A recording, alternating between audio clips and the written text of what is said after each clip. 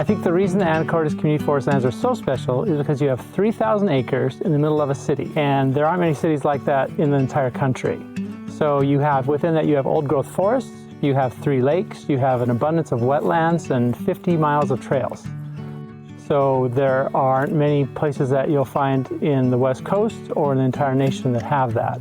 And in 1998, City Council worked with the Skagit Land Trust and the Friends to put together a program called the Conservation Easement Program.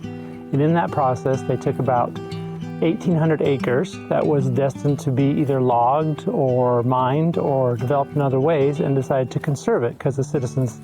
The Anacortes community forest lands were a watershed for the City of Anacortes. A fellow named Douglas Almond owned them. The city purchased them in 1919 for the purpose of using them for their water. So they were logged, about 10 to 20 acres a year over time, and used for hunting and all kinds of things that forests were in the 1930s through 1970s.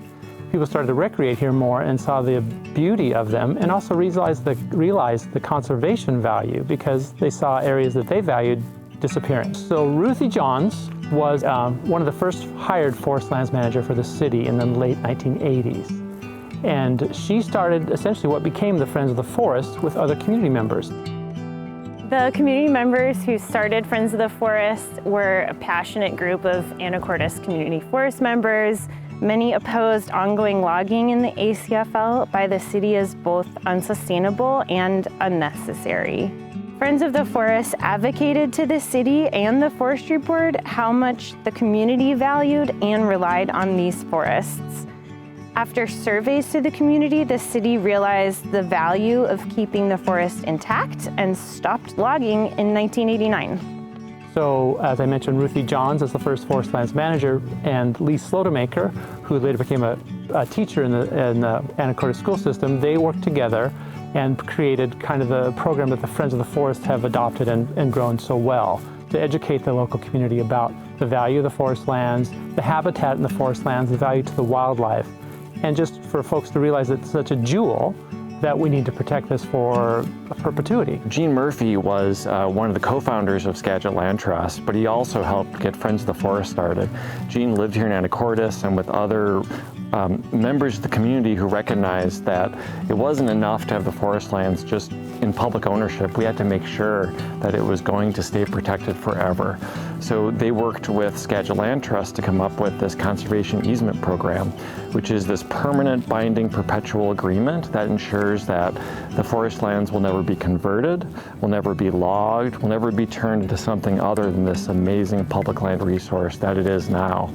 And it wasn't enough for these citizens just to pay their taxes, to take care of this. They also committed to fundraising $1,000 for every acre to put into this permanent protection status. It's really amazing that that much fundraising happened, giving extra to make sure these public lands had this backstop, this conservation easement that ensures that these lands will never be converted to anything other than this amazing, amazing forest land that's a resource for people now and will be forever.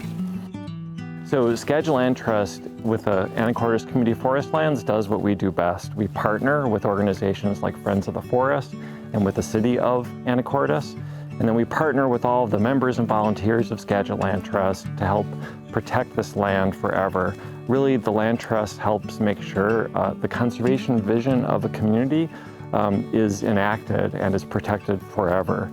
Friends of the Forest has a really inspiring backstory with community members starting it and getting their voices heard by the City of Anacortes, just how passionate people are, the original founding members and the continuing members and the growing membership.